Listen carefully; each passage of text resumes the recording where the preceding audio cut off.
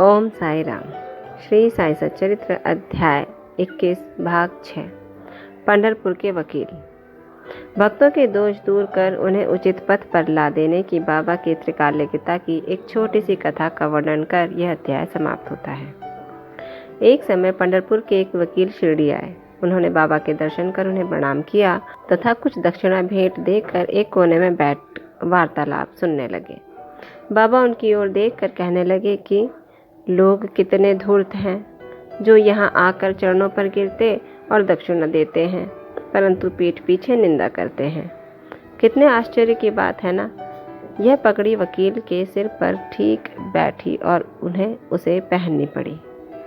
कोई भी इन शब्दों का अर्थ ना समझ सका, परंतु वकील साहब इसका गूढ़ार्थ समझ गए। फिर भी वे सिर झुकाकर बैठे ही रहे। वाड़े लौटकर वकील साहब ने काका साहब दीक्षित को बतलाया कि बाबा ने जो कुछ उदाहरण दिया और वो मेरी ही ओर लक्ष्य कर कहा गया था, वह सत्य है। वह केवल चेतावनी ही थी कि मुझे किसी की निंदा नहीं करनी चाहिए। एक समय जब उपन्यायाधीश श्री नूलकर स्वास्थ्य लाभ करने के लिए पंढरपुर से शिरडी आकर ठहरे तो बार रूम में उनके संबंध में चर्चा हो रही थी। विवाद का विषय था कि जिस व्याधि से उपन्यायाधीश अस्वस्थ हैं, क्या बिना औषधि सेवन किए केवल साईं बाबा की शरण में जाने से ही उससे छुटकारा पाना संभव है? और क्या श्री नूलकर सदृश एक शिक्षित व्यक्ति को इस मार्ग का अवलंबन करना उचित है? उस समय श्री नूलकर का और साथ ही साथ श्री साईं बाबा का भी बहुत उपहास किया गया। मैंने भी इस आलोचना में हाथ बटाया था। श्री साईं बाबा ने मेरी उसी दूषित आचरण पर प्रकाश डाला है।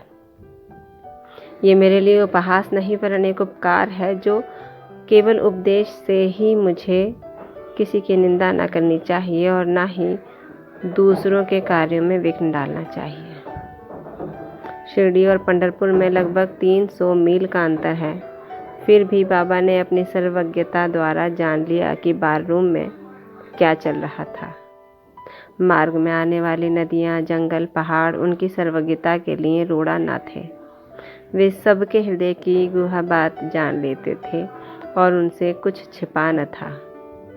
समीपस्थ या दूरस्थ प्रत्येक वस्तु उनके लिए दिन के प्रकाश के समान जाज्वल्यमान थी तथा उनकी सर्वव्यापक दृष्टि से ओझल न थी।